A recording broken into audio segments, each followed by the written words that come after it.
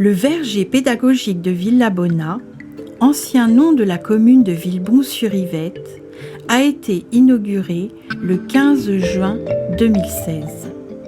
Ce verger a été financé par le Conseil régional d'Île-de-France et le Conseil départemental de l'Essonne.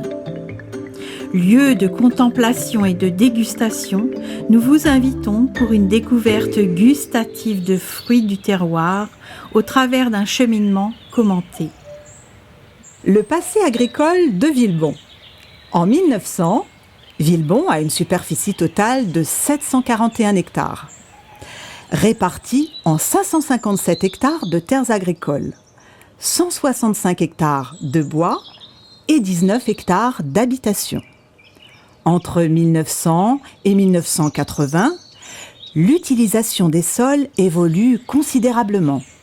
En 1986, les terres agricoles ne représentent plus que 150 hectares.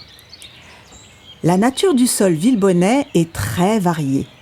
Alluvions à proximité de l'Yvette, glaises et marnes vers le nord-est, terres sablonneuses vers le sud et roches de grès dans le secteur de la Roche. La variété de la nature du sol villebonnais explique la diversité des productions en fruits, fleurs, céréales et légumes. Jadis, Villebon approvisionnait quotidiennement les halles de Paris de légumes cultivés dans la plaine de Villiers, tels que carottes, haricots, potirons, et de fruits tels que cerises, fraises, pommes et poires, ainsi que des fleurs comme la violette. Villebon cultivait également le froment, l'avoine et le seigle. Les terrains en bordure de l'Yvette étaient en majorité destinés à l'élevage de vaches et de chevaux. Sur la plaine, à 160 mètres d'altitude, le plateau était occupé par la ferme de la Plesse et la ferme de Courtabœuf. Aujourd'hui, il ne reste plus qu'une seule ferme située place du 8 mai 1945 à côté du conservatoire Éric Satie. Les paysans villebonnais travaillaient la terre sur de petites surfaces avec des moyens manuels. Après la Première Guerre mondiale, l'évolution des exploitations nécessita l'emploi de chevaux pour effectuer les travaux agraires. En 1940, la commune comptait encore une quarantaine de chevaux. Depuis la fin des années 60, les tracteurs ont remplacé les chevaux.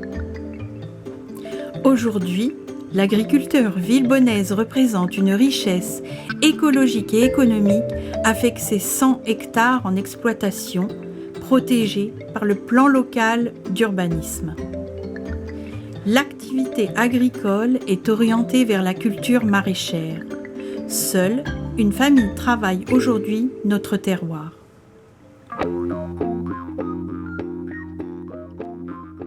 Sur ce verger, vous trouverez 3 espaces.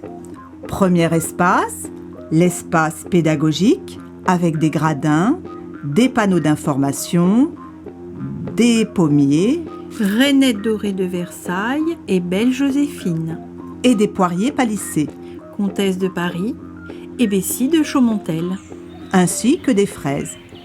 La fraise, principale richesse de la région et de la commune, était cultivée sur le secteur de la Roche. Les principales variétés cultivées sont les Ricard, l'Elton et la Muto. Nous avons également reproduit sur cet espace une cabane à fraises. Jadis, des cabanes faites de pierres jointes à la terre glaise et couvertes de genêts, paille ou roseaux servaient à conserver au frais et à protéger du soleil et de la pluie les fraises récoltées dans la journée, dans l'attente de leur livraison. Il existe sur la commune quelques vestiges de ces cabanes à fraises. Deuxième espace, l'espace biodiversité, avec un cerisier de type Bigarreau-Napoléon, des fraises, des cassissiers, des groseilliers et des vignes, ainsi qu'un hôtel à insectes. Les cerisiers font partie des importantes récoltes de la commune, tout comme la fraise. On cultive notamment la bigarre au Napoléon à chair ferme et la burla à chair fondante. Troisième espace, l'espace prairie avec des framboisiers, des vignes et quelques clématites pour agrémenter les murs. La vigne occupait une place importante dans l'agriculture villebonnaise. Les vignes sont cultivées dès le XIIIe siècle. À l'époque de Louis XV, 73 familles sur les 120 résidentes sur la commune étaient vigneronnes. La culture de la vigne a peu à peu disparu, notamment avec l'apparition de maladies telles que le phylloxéra et l'extension urbaine. Notre visite s'achève. Nous vous remercions pour votre attention. Nous adressons nos remerciements aux associations Le Temps des Cerises et le Triangle Vert des villes maraîchères du Hurepoix pour leur participation à la création de ce verger pédagogique.